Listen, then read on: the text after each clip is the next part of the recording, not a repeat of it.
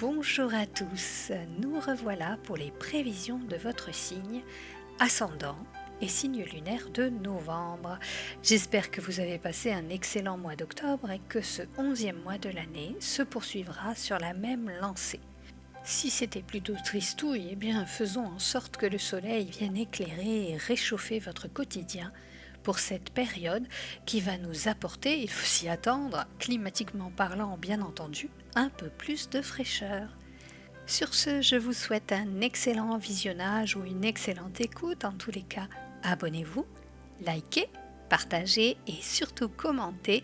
C'est important pour moi, mais surtout pour la chaîne car ça la fait monter dans l'algorithme de YouTube. Allez, on y va tout de suite.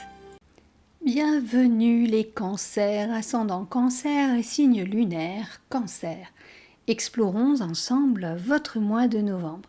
Petit rappel, bien entendu, ces prévisions sont d'ordre général. Je vous invite donc à visionner les vidéos correspondantes à votre ascendant et signe lunaire. Et pour quelque chose de plus ciblé, prenez rendez-vous directement avec moi, vous avez toutes mes coordonnées en barre de description. Je le rappelle souvent, mais c'est important, gardez ce qui fait sens pour vous et laissez de côté le reste. Ça ne peut pas parler forcément à tout le monde en totalité, ou même parfois pas du tout, d'un mois sur l'autre. Donc, soyez sur la réserve quand même. Allez, découvrons ensemble les cartes. En ce qui concerne l'énergie globale de ce mois, vous avez le 8 d'épée. Alors, avec ce 8 d'épée, on peut dire que c'est un mois qui va vous sembler étouffant à tout point de vue, comme si vous aviez cette sensation de ne pas avoir les coudées franches. Alors bien sûr, avant d'accuser Pierre-Paul Jacques de 1000 mots, observez calmement la situation, loin des émotions qui vous étreignent et vous enferment aussi. Voyez vous-même si vous ne vous êtes pas mis dans cette situation. En tous les cas, soyez bienveillant avec vous-même. À quoi cela pourrait-il servir de vous accabler alors que vous êtes en ce moment même en difficulté? Donc, restez serein et objectif. Il est encore temps de faire machine arrière, car vous prenez conscience en ce mois de vos entraves. Rebrousser chemin vous appartient, bien sûr, les choix sont les vôtres. Inutile de demander conseil à l'entourage. Laissez-vous guider.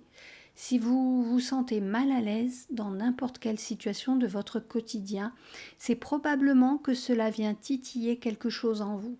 Les résonances se font par rapport à des blessures le plus souvent, des blessures à mettre en lumière et à guérir forcément. Voilà pourquoi il y a cette expression qui dit « les conseilleurs ne sont pas les payeurs ». Chacun voit midi à sa porte, à la lumière de ses propres vies passées, des expériences à traverser et de celles qui ont été traversées aussi dans cette incarnation. Donc pour moi, il n'y a rien d'innocent en fait, tout est travail d'évolution. La carte qui va représenter le défi de ce mois de novembre, c'est le 4 de denier. Alors, il se peut que la problématique soit en lien avec l'argent. Avec cette carte, on nous parle de préoccupations financières, peut-être même la peur d'être dans le manque, par exemple. Alors certes, il y a la crise actuelle qui peut vous inquiéter, mais il faut savoir aussi qu'il y a au niveau énergétique quelque chose, c'est-à-dire ce que vous craignez, vous le créez. Je vous le répète souvent, nos pensées sont créatrices, elles émettent une énergie et l'univers va y répondre par effet miroir tout simplement. Donc attention de ne pas avoir cette peur du manque. D'un autre côté, j'entends aussi que vous ne devez pas tout baser sur l'argent, au risque de vous sentir parfois en difficulté, en déséquilibre, si cet argent venait à manquer. On vous dit, ouvrez-vous au monde, ne restez pas centré sur le matériel. Alors bien entendu, certains peuvent vivre la pénurie pécuniaire, alors sachez relever la tête et croire en des jours meilleurs, gardez la foi, revoyez votre façon de dépenser, de gérer vos budgets et adaptez. Il peut d'ailleurs s'agir, on va dire, d'une leçon de vie que vous traversez afin de vous détacher du côté matériel en prévision de ce qu'on appelle la nouvelle terre. Les expériences elles sont quelquefois ardues, mais particulièrement formatrices. Donc, pensez que vous êtes dans un chemin d'évolution. Levez la tête, vous avez la tête dans le guidon, levez la tête et croyez en votre capacité à dépasser cette période de vache maigre. Pour quelques-uns, on vous parle aussi de quitter ce petit côté pingre qui pourrait vous rendre antipathique et qui en fait est dans la restriction de ce que vous êtes. Vous vous limitez dans toutes les dimensions de votre être. Ouvrez-vous alors, expansez-vous, prenez conscience de vos potentiels financiers ou autres. La richesse, elle est à l'intérieur également et ça, ne l'oubliez pas. Vos atouts maintenant avec la reine de coupe. Alors c'est amusant parce que dans les tirages de ce mois-ci, j'ai beaucoup de cartes qui représentent le signe que j'étudie sur l'instant. Et cette reine de coupe, elle n'y fait pas exception, elle vous représente tout en sensibilité, en intuition, en fragilité et force à la fois. Donc, voici votre atout, vos ressources sont là dans vos ressentis. Et si la carte précédente, elle vous ramenait à la matérialité, là nous sommes sur quelque chose d'imperceptible, d'intangible, mais qui influence particulièrement votre monde, les sentiments et les émotions. Vous avez cette grande qualité, cette bienveillance, cette compassion. Alors, ne les oubliez pas et profitez-en pour vous-même. Soyez attentif à vos perceptions dans les situations qui vous contraignent, telles que présentées avec le 8 de bâton, mais aussi soyez fin et perspicace. Je ne doute pas que vous trouverez votre juste voie en ce mois de novembre. Élevez-vous. Élevez-vous au-delà de ce qui pourrait entacher vos belles valeurs. Vous êtes capable d'attirer dans votre quotidien la création de nouvelles opportunités, de nouvelles rencontres, d'occasions favorables aussi à votre évolution. Alors ce qui me vient aussi avec cette carte, c'est que vous devez écouter votre première impression, cette intuition, ce message qui vient de votre cœur, de votre essence. Au lieu de raisonner et d'agir avec le mental en analysant. Ne dissimulez pas vos premières impressions. Parce que c'est ainsi que vous serez baigné d'amour, de joie, de tendresse, et ça vous convient tellement mieux que l'analyse. Alors justement, passons au domaine sentimental. Nous avons donc la carte de la prudence, celle de la durée et celle de la sensualité. Pour les couples, tout d'abord. Alors, la prudence, ce n'est pas un feu rouge qui nous est présenté là, mais on a quand même ce feu orange qui peut parler aussi des problématiques survolées auparavant. On peut dire qu'elles viennent impacter le climat de votre couple. Alors, bien sûr, ça peut être de la lassitude en amour, une relation qui est en train de s'effilocher, ou tout simplement on est tellement pris par ces problèmes qu'on ne fait plus attention à l'autre. Alors, ces problèmes financiers, bien sûr, ils peuvent venir gréver l'entente. Mais heureusement, il y a chez vous cette faculté à vous tourner vers l'autre et à entretenir un climat agréable et propice au rapprochement.